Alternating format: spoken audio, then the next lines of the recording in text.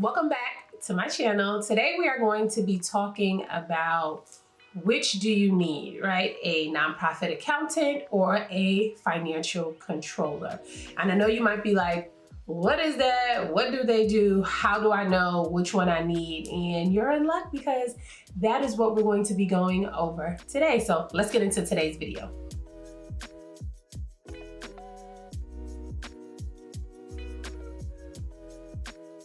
So a lot of times we confuse the type or level of professional that we need, right? Because there are just so many out there, right? You hear bookkeeper, accountant, CFO, virtual CFO, fractional CFO, controller. It's like, okay, what do I need for my organization? And that's what I want to get into today. So the term accountant is used so frequently, and a lot of times, especially online, when I see it used, it's used in a way that it's kind of like speaking about everything, right? It's encompassing all things financial, and that honestly is not the case, right? And so the type of professional that you are going to need depends on many things, right? The type of organization that you run, its complexity, the level of funding that you're receiving, have you hit certain income thresholds? And so these are some of the things, of course, also as you're sitting through this video that you want to think through as I'm talking about when you need a nonprofit accountant and when you want to start thinking about moving into controllership services.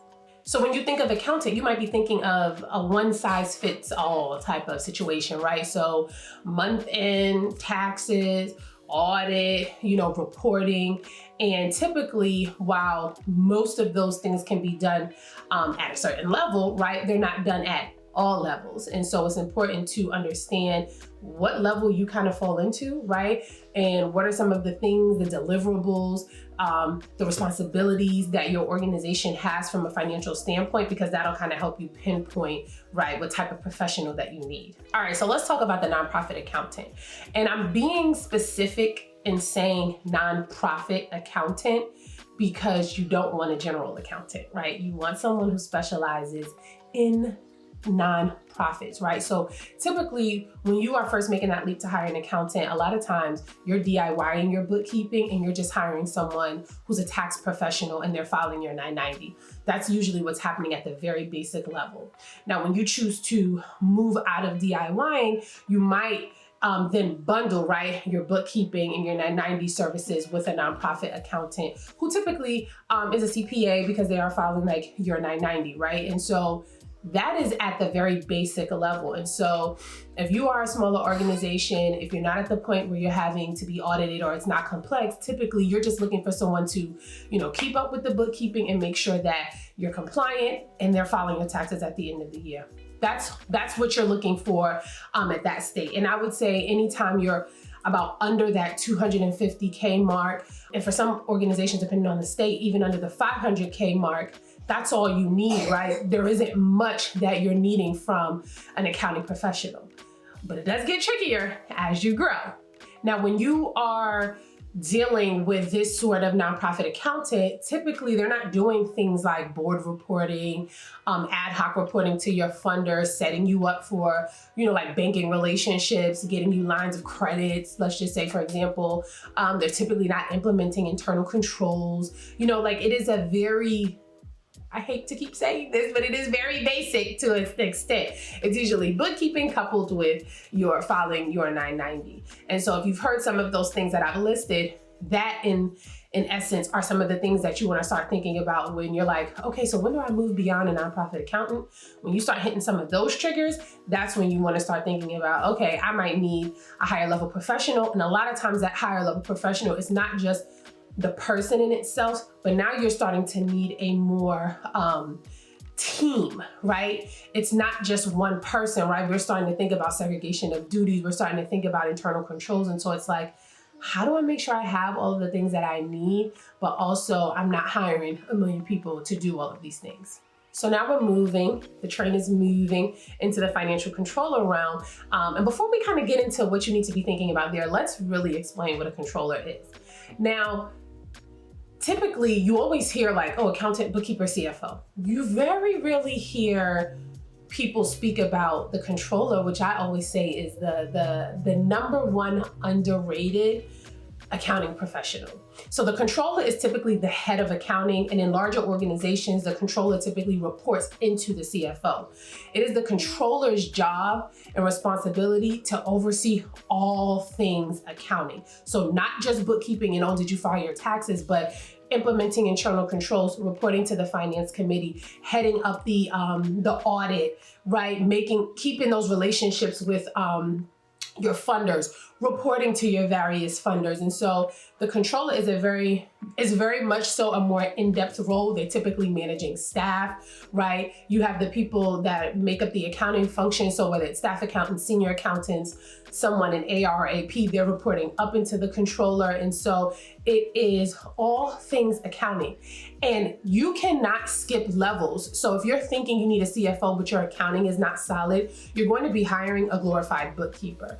And so before you start thinking about CFO, you need to think about that controllership level and whether or not your accounting is solid. Are your books in order? So now I want to talk about a few triggers that you want to be aware of when you need to start thinking about, okay, when do I need to upgrade, right, my accounting function? When do I need to start thinking about this controller and this building out a function, an accounting function, not just having someone doing our books at the end of the month, right? So let's get into it. So the first one is when you hit the threshold for being audited in your state. So for many, that threshold is around the 500K mark. Again, it's going to be specific to your state though, so you want to be sure. But once you start getting into the realm of being audited, you're on accrual basis, it's a lot more nuanced, and it's typically a lot more than you want to be handling in-house if you don't have a dedicated person, right? And so in essence, the definition, right, when you think of your controller, it's the chief accounting officer, and one of their main duties is managing the audit process. And so, you know, if you realize like, oh, I've hit that trigger, then it's like, okay, that's bell number one. We want to start thinking about, do we have the right person in place to make sure that this audit goes off without a hitch, and that we actually get a good report and that we're prepared, right? It's not just about getting through the audit, because you can only get through it when you're prepared for it, right? So something else to think about. So the next trigger you want to think about is when you hit 750K in federal funding, because that sets off a whole nother set of requirements and a single separate audit of those particular funds. And it comes with a lot of requirements. It comes with varying responsibilities depending on the actual funding.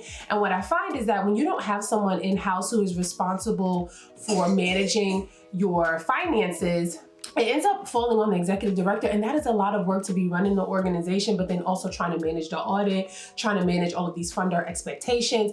It gets to be a lot, and that's typically why a lot of times these organizations end up getting dinged on their audit, because they just can't manage all of the things, right? You can't manage all of the things, and we get that, right? And so again, this is a trigger that says, ding, ding, ding, ding, ding, I need to be hiring somebody to do this for us. The next trigger you want to think about is when you are working with various funders that are coming with a lot of different expectations and reporting requirements, because it becomes then a lot to keep up with.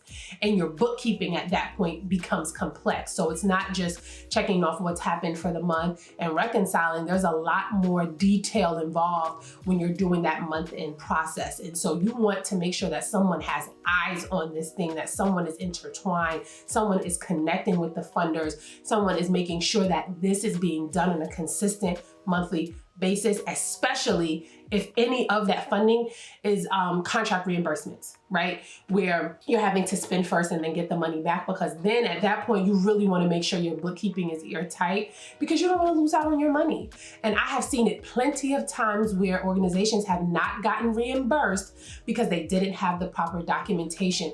That is a process in itself, and you have to make sure that someone's eyes is on that consistently. And the last trigger I want to talk about is if you're at the point where you're wanting more of an accounting function, right, that is doing multiple things. So we talked about when you're working with a nonprofit accountant, you're typically just thinking about, right, like bookkeeping and filing your taxes. But when you start thinking of all of the complexities that comes with building a strong financial foundation, making sure you have internal controls in place, segregation of duties, building out your fiscal manual, having multiple roles possibly within your accounting function. Someone has to manage those people. Someone has to lead those people. That is the role of the chief accounting officer, AKA the controller, right? And so I want to just take a brief second intermission to talk about what we do at Visionary, because this is precisely what we specialize in, right? Controllership services.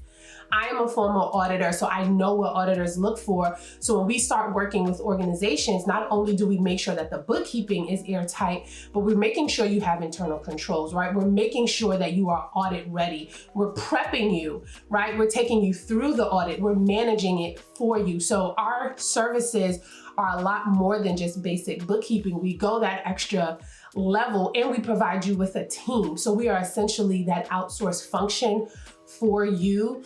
And so you're getting more than that basic level, but you're not getting CFO level services either. We're serving as that middleman, right? And so what I implore you to think about is, what does your middle look like? For many people, the middle is messy because you go from basic and then you're trying to skip steps. You know, the middle might be too messy, and so you don't even want to bother with it. But that is where things are whipped into shape. That is where things need to be solid, because that's also what determines, will a funder renew their contract with you? Do they believe that you are properly stewarding the funds that you've been given? Do you get an audit that comes with a good report, excellent report that talks about all of the wonderful things that your organization is doing, right? And so these are just some of the things that I want you to think about when you're determining, okay, do I need a nonprofit accountant? Or do I need something that's a little bit more higher level? So these are some of the things that I just want you to think about when you are determining the type or level of accounting professional that you need. And if you have any more questions about this, or you want me to dig into any type of professional a little deeper, please drop those in the comments below, and I'll see you guys in the next video.